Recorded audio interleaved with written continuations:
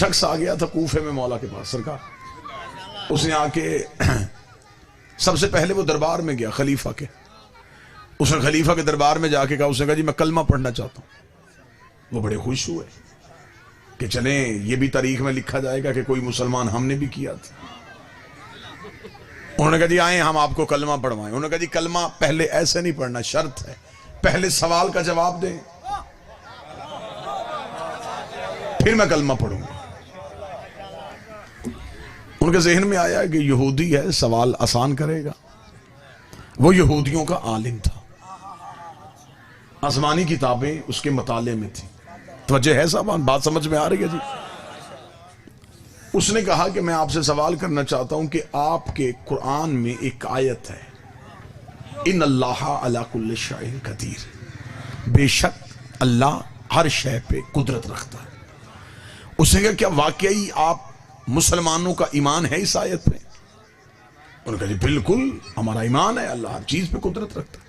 اس نے کہا پھر سوچ کے بتائیے گا بادشاہ, کیا تمہارا اللہ جو چاہے وہ کر سکتا ہے؟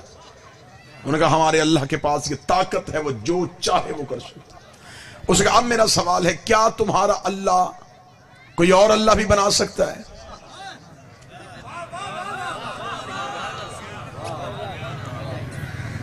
اب بادشاہ خاموش. اگر کہے نہیں بنا سکتا تو وہ کہے گا وہ کل شیء قدیر کیسا, اگر کہے بنا سکتا ہے تو وہ کہے گا وہ وحدہ لا شریک کیسا.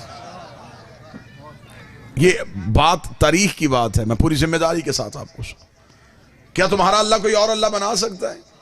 بادشاہ خاموش ہو. اس نے وہ درباری مولویوں کو بلایا جو سرکاری خزانے سے تنخواہ لیتے تھے, جنہیں اسی کام کے لیے رکھا گیا تھا کہ دین دینا ہے علی کے بغیر. تم نے ہر سوال کا جواب علی سے نہیں پوچھنا, اپنی مرضی سے دین دینا. انہیں بلایا گیا, انہوں نے کہا جی یہودی سوال کر رہے ہیں. انہوں نے کہا کیا سوال ہے؟ انہوں نے کہا یہ سوال کر رہے ہیں کہ تمہارا اللہ کوئی اور اللہ بنا سکتا ہے. وہ جو علماء کی ٹیم تھی وہ پریشان ہوئی. انہوں نے کہا جی اسے 3 دن کا ٹائم دیں, 3 دن میں ہم جواب ڈھونڈتے. بادشاہ نے کہا اگر ابھی دینا ہو, انہوں نے کہا پھر علی کو بلانا پڑے گا. اگر ابھی اسی موقع پہ جواب چاہیے تو پھر علی کو بلانا پڑے گا. اس کا نہیں, علی سے سوال کا جواب نہیں لینا, ہم نے خود سوال کا جواب. انہوں نے کہا پھر 3 دن کی مہلت دے, کچھ دیکھتے ہیں, کچھ سوچتے ہیں, کچھ جواب تو نکال لیں گے. 3 دن کی مہلت ہو گئی. تیسرے دن کو وہ یہودی سب سے پہلے دربار میں آ گیا. اس نے آ کے کہا جی ہاں جی سوال کا جواب دیا جائے. توجہ صاحبان مکمل رکھیے گا. بادشاہ نے علماء کو بلایا, ہاں بھائی اس کے سوال کا جواب تیار ہے؟ انہوں نے کہا جی بالکل تیار ہے. اب جو بندہ ذہنی طور پہ مجلس میں ہے وہ جملے کا لطف لے گا. کیا جواب ملا؟ انہوں نے کہا اس کا جواب یہ ہے کہ اسے قتل کیا جائے گا. بات سمجھ آئی ہے یا نہیں آئی؟ اس یہودی کو قتل کیا جائے گا. بادشاہ نے کہا کس جرم میں؟ انہوں نے کہا توہین مذہب کے جرم میں. اس نے ہمارے اللہ کی توہین کی ہے. یہ ہم سے آگے پوچھ رہا ہے کہ تمہارا اللہ کوئی اور اللہ بنا سکتا ہے. تو لہٰذا اس نے توہین مذہب کی ہے, عقیدہ توحید کی توہین کی ہے, اس کا سر تن سے جدا کیا. بادشاہ کو جب مولویوں نے فتویٰ دے دیا تو پھر اس کو گھبرانے کی ضرورت ہی نہیں. اس نے جلاد کو اشارہ کیا, جلاد نے تلوار نیام سے کھینچی, اس کی گردن پہ تلوار آئی, تلوار کا آنا تھا, اس نے کہکا لگایا. بادشاہ نے کہا تجھے موت سے ڈر نہیں لگتا؟ اس نے کہا موت سے زیادہ تیری بے بسی پہ مسکرا رہا ہوں. کیوں؟ اس نے کہا میں مر رہا ہوں, سوال زندہ ہے. کتنا اچھا ہوتا تو یہ موت سوال کو دیتا. میں مر رہا ہوں, سوال میرا زندہ ہے. ابھی تو میری لاش دربار سے باہر پھینکے گا, لوگ پوچھیں گے اس سے کیوں مارا, تو وجہ بتائے گا. وہ وجہ ایک کان سے دوسرے کان میں جائے گی, دوسرے سے تیسرے میں جائے گی. ایک دن میرا سوال مذہب بن جائے گا, میں اس مذہب کا بانی ہو جاؤں گا. تو نے مجھے ہمیشہ کر کے زندہ کر دیا. بادشاہ پریشان ہو گیا. اس نے جلاد سے کہا تلوار ہٹا, یہ تو مزید بدنامی ہوگی. تلوار ہٹ گئی. اس نے پھر مجھے سوال کا جواب دو. 2 علموں کے درمیان ہوں, حوالے کے ساتھ, تاریخی ذمہ داری کے ساتھ گفتگو. آخر اپنی ندامت کو چھپانے کے لیے حکومت وقت نے یہ فیصلہ کیا کہ ہم اس آیت کو قرآن سے نکال لیتے. علی کے دروازے پہ نہ گئے, قرآن سے آیت کو نکالنے لگے.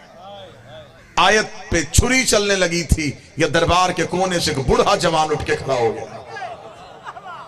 4 یا 6 ہاتھ اٹھے ہیں. میں نے بوڑھا جوان کہا، بندے پریشان ہو گئے. اس نے کمر سیدھی کی، منا اہل بیت کا تمغہ اس کے سینے پہ سجا ہوا تھا.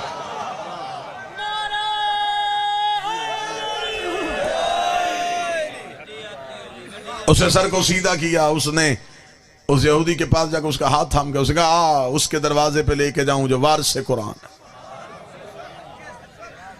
آگے آگے اپنی جھکی ہوئی کمر کے ساتھ اپنی نگاہوں سے صراط مستقیم کا تعین کرتا ہوا سلمان بڑھنا شروع ہوا. سلمان کے نقش قدم پہ اس سائل کے قدم آئے. سائل چلتا چلتا دہلیز امیر المومنین پہ سلمان پہنچے. سلمان نے سر سجدے میں رکھا.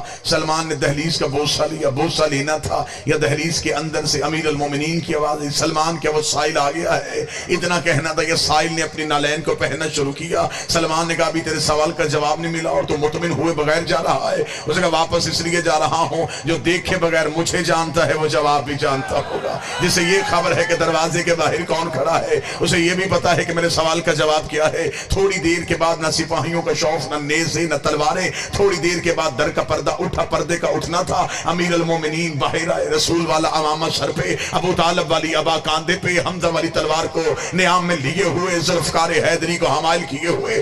علی کے چہرے پہ حسن یوسف کا صدقہ ہو رہا تھا. علی کی آنکھیں تہرے تقدس کا نگینے بن رہی تھی. علی کے ہونٹ صورت یقوت شعاؤں میں دھلے ہوئے تھے. علی کی زبان آب وحی میں ڈھلی ہوئی تھی. علی کا سینہ رمز دل ہستی کا خزینہ بنا ہوا تھا. علی کے قدم صراط مستقیم کا تعین کر رہے تھے. امیر المومنین کے لب کھلے. امیر نے فرمایا تو نے اس سے پوچھا تھا کہ اللہ ہر شے پہ قادر ہے؟ بے شک اللہ ہر شے پہ قادر ہے. اس نے علی کے قدموں پہ ہاتھ رکھ کے کہا مولا سوال یہ تھا کیا وہ اللہ دوسرا اللہ بھی بنا سکتا ہے؟ علی نے فرمایا ایک نہیں 1000 بھی اللہ بنا دے خالق وہی رہے گا، یہ مخلوق کہلائے. وہ خالق رہے گا، یہ مخلوق.